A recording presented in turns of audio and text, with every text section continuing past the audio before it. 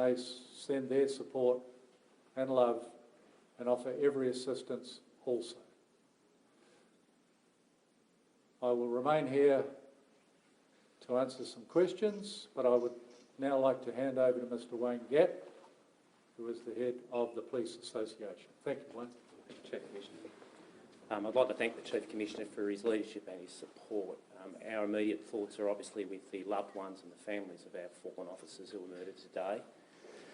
Police stations have fallen silent in Victoria. When we were first notified, there's a shocking and eerie feeling of dread and indeed a sense of not knowing what to do, and that's something that's being echoed in every police station across this state right now. Indeed, as we're having this press conference here today, thousands of police at home, in police stations, in mess rooms, in muster rooms will be watching this. And I want to say to those people, there are members of the police force, family here, members of the Police Association standing with your colleagues, supporting those colleagues. It's important for you to understand if you're out in the field, and I do want to acknowledge that we still have hundreds of our members putting themselves in danger right as we speak in an attempt to conclude this situation. Our members today paid the ultimate price for protecting the community. It's the price that is often in the back of our minds, something we try to keep there as much as we can. Sadly, on days like this, it comes to the surface, it comes out. In fact, it's too clear. Police officers today across the state will go home. They'll crash at that point. At the moment, they're busy doing their job, trying to keep things going and trying to resolve this situation. But when they're in the quiet and silence of their homes, they will crash. They will have to deal with the loss of their colleagues, and they'll hug their loved ones a little tighter, something, sadly, 2 of our members tonight will have missed the opportunity to do forever. Thank you. Thank you, Wayne. Nicely said. I'm happy to take questions, but you will, of course, understand this is an ongoing situation. So some things we have to keep to ourselves while we're in pursuit of this person. Chief, at this stage, what can you tell us about the suspect, about the man on the motor? There is some things in the public domain. We know that the person is heavily armed. We know that they are dangerous, obviously, down to what they've done here this morning. I'm not going to go to any other further details until that person is apprehended.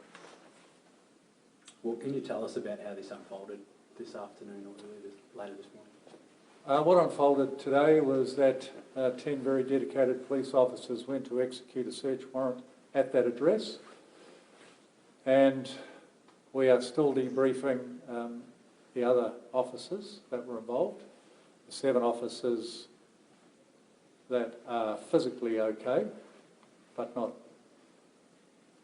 very traumatised, obviously. They were met by the offender, and they were murdered in cold blood. How was he able to get away? There were 10 cops. He was heavily armed, and he was able to escape into the bush. I do understand that he was pursued, but he was able to get away. At that point, did he take... On foot. At that point, did he take people with him? Been reported a woman and at least 1 child. He was on his own, according to our police witnesses that saw him head into the bush. We are still looking to locate his partner and 2 children, but he was not seen to head into the bush with them. We're still debriefing our police officers that were at the scene to understand where his wife and 2 kids were. What was the nature of the raid earlier this I'm not going to disclose that at this point. I'm sure it will come out at some point, but I'm not going to discuss it at this point. Can you describe the terrain where he is at the moment? Well, what is it like? It's semi-rural. Yeah. Is it rugged? It can be. It depends how far he has got, but we've got every resource on the ground and in the air looking for him at the moment. How large is the area where you are looking for him? It's large. We've got a cordon around the area. I can't give you the meterage or the acreage, but it's a large area that we've got cordoned off. Was an assessment made about involving a special operations group in executing the search warrant, and was any thought given to arresting him in a public place? I can tell you that there was a risk assessment done prior to the search warrant, but I can't go into any further details. It's very standard to do that. What is the level of threat to the public at the moment? The public should remain inside. He is obviously a very dangerous person, and he needs to be caught. And that's why we've committed every resource to do that. Is his partner being treated as a hostage, or is she being thought of as an accomplice of some sort? I mentioned a minute ago that he was seen going into the bush alone. We don't know exactly where his wife is at the moment, or the children, and we have no information to suggest whether he is with or without them. Do we know Were who's... they there at the did the We're police still officers learning about that. That's a good question, the same question I've asked, and we're yet to establish that fact. Are there multiple families and groups living out in that area? My belief is that it's their residence. It's semi-rural. Are they Wangaratta officers that are involved? I'm not going to go into which officers at this stage. We will, obviously, when all next of kin are informed, be able to tell you who those officers are that have passed. There were reports that this bloke's picked up the firearms of the two deceased officers and taken off with them. Is that any truth to that? We're still examining the scene at the moment.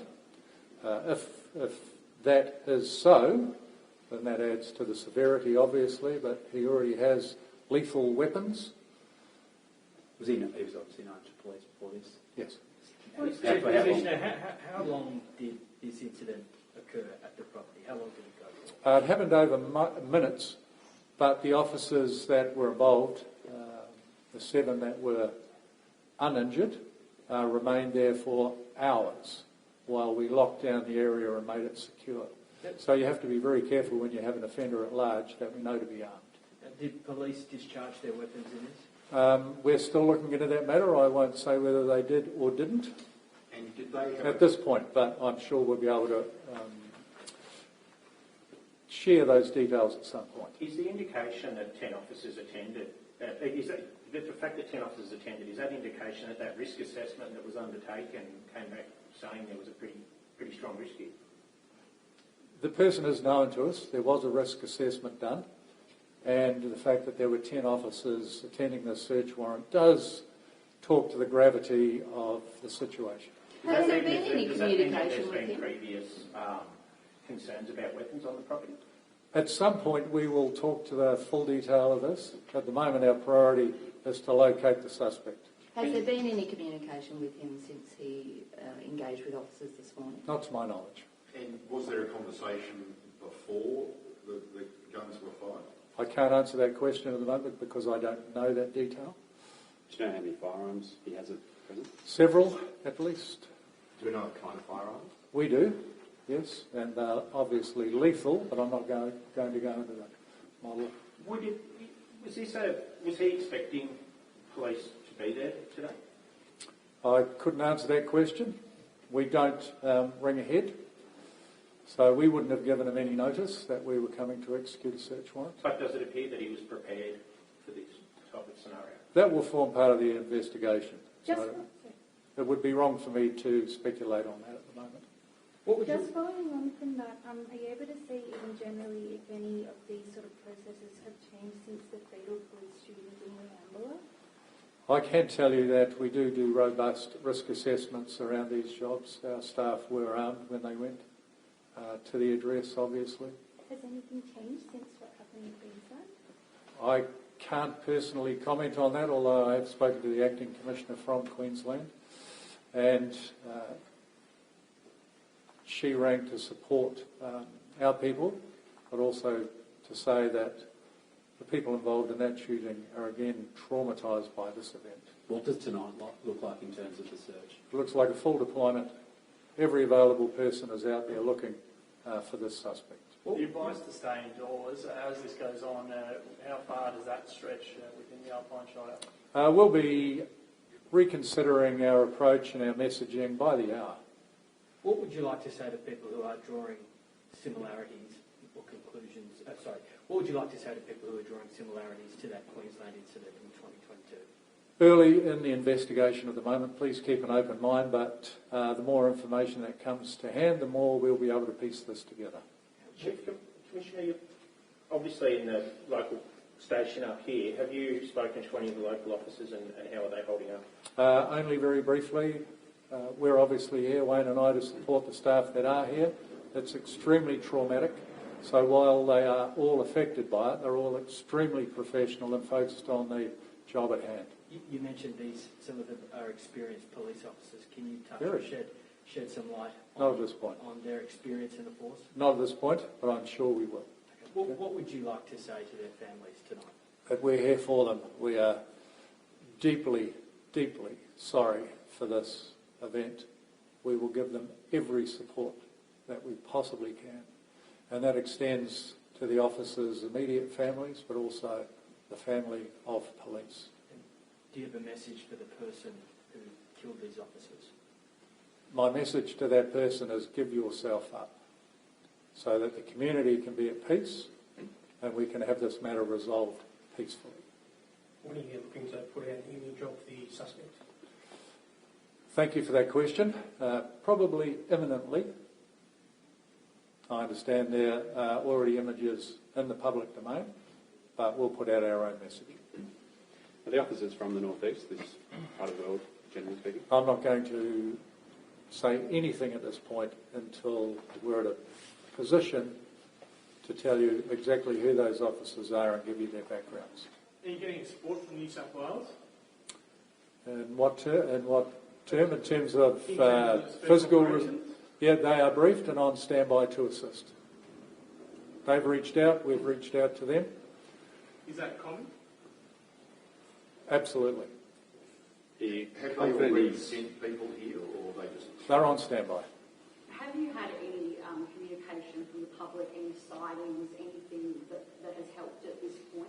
We're getting a wealth of information that we're working through at the moment, but I can't give you any specifics on that. But, I encourage the public to continue to ring in, whether they're certain about things or not. Please, if you think it's going to be important or will help us find them, please contact us. You mentioned earlier, hour by hour, this messaging will change. What is the best way for the people in this vicinity to be aware of the situation and the changing situation? Yes, we've got really good comms people here who will put our messaging out from the command room upstairs to the communities. We'll put it out through radio, we'll put it out through television.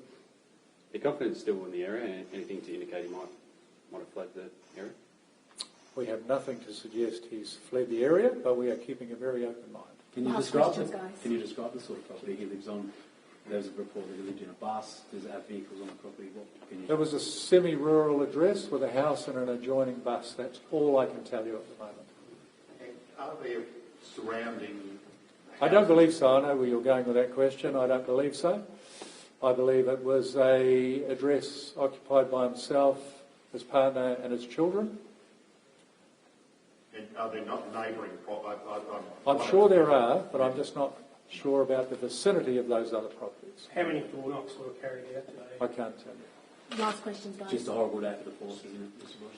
Terrible day for the community, terrible day for the officers and their families, and Victoria Police are fully deployed to bring this matter to a peaceful conclusion.